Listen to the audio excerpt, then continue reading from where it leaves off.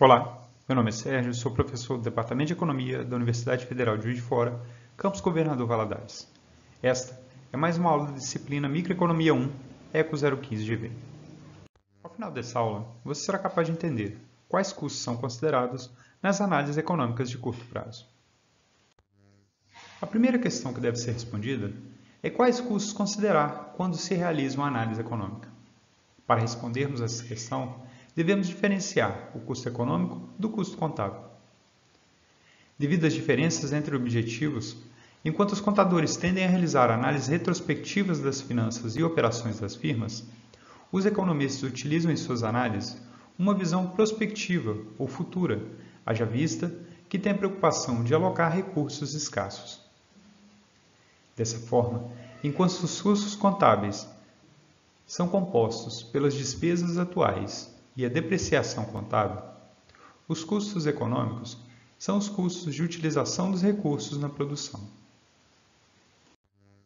Um custo de grande relevância para os economistas é o custo de oportunidade, que é o custo associado às alternativas que a empresa deixa de aproveitar com a aplicação dos recursos no seu melhor uso alternativo.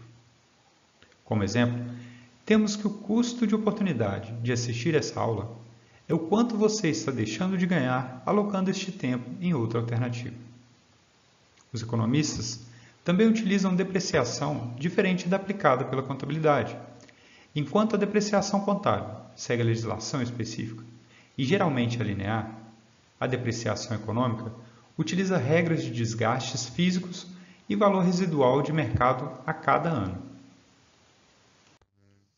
A figura apresenta um exemplo de depreciação econômica do veículo da marca Ford, modelo K. Por meio dela, é possível verificar que a redução no valor residual do veículo não é linear. O veículo, comprado no ano de 2014, sendo esse 0 km, a R$ 35.390, com um ano de uso, ou seja, em 2015, tem uma depreciação de 5,73%, passando a valer agora R$ 33.363. Caso fosse incluída em uma análise econômica, essa redução de 5,73% seria a depreciação do veículo no primeiro ano de uso. Outro conceito econômico é o de custo irrecuperável.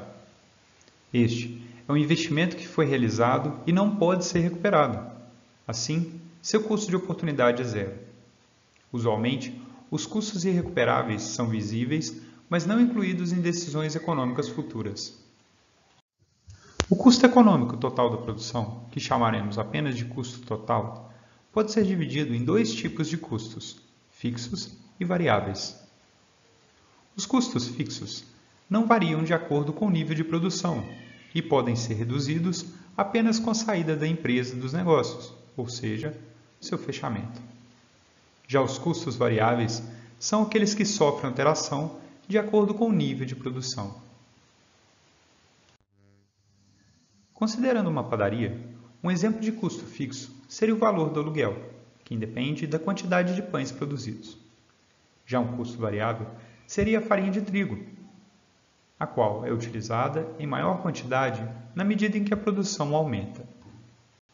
Dois conceitos muito relevantes para a análise de custos são o custo marginal e o custo médio. O custo marginal, ou custo incremental, é o crescimento no custo total resultado de uma unidade extra produzida e que pode ser calculado pela variação do custo total dada a variação na quantidade. Considerando as análises de curto prazo, temos que o custo marginal também pode ser calculado pela variação no custo variável dada a variação na quantidade. Já o custo total médio, ou o custo médio, informa qual é o custo total por unidade produzida. Ele pode ser calculado como custo total dividido pela quantidade. Relacionados ao custo total médio, temos os conceitos de custo fixo médio e custo variável médio, que são calculados pelo custo fixo dividido pela quantidade e custo variável dividido pela quantidade.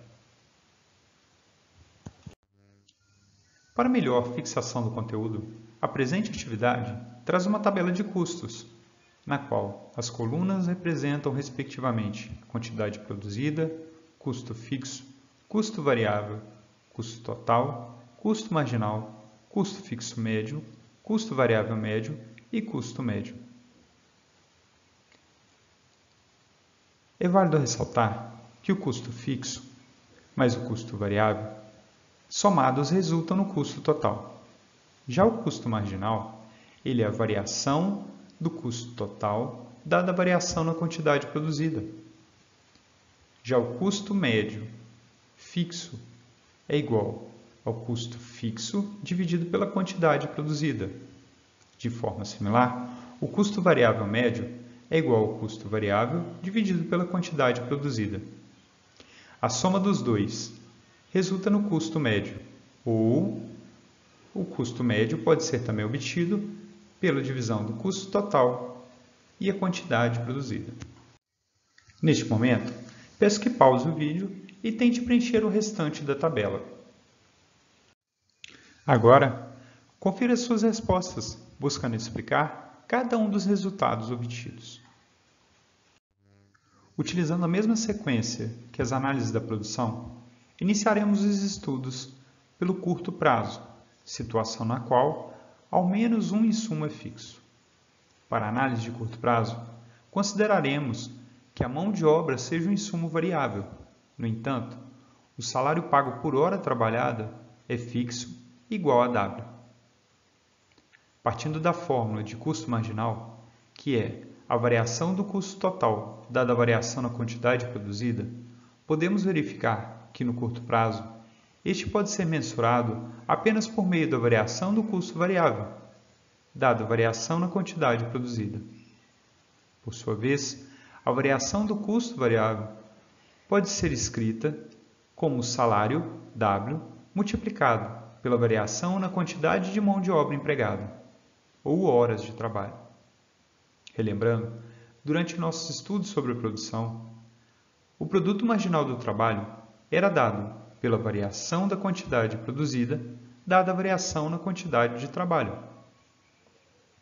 O que nos leva a concluir que a relação inversa entre o custo marginal e produtividade marginal, ou que o custo marginal é igual ao salário dividido pela produtividade marginal do trabalho. Assim, uma baixa produtividade marginal do trabalho faz com que o custo marginal do trabalho se eleve. Neste momento, é válido relacionarmos os retornos marginais decrescentes e o custo marginal. Os retornos marginais decrescentes significam que a produtividade marginal do trabalho decresce com o aumento do emprego da mão de obra. Como resultado, quando há retornos marginais decrescentes, o custo marginal se eleva à medida em que a produção aumenta. Generalizando, quando a produtividade marginal do trabalho decresce, o custo marginal da produção se eleva.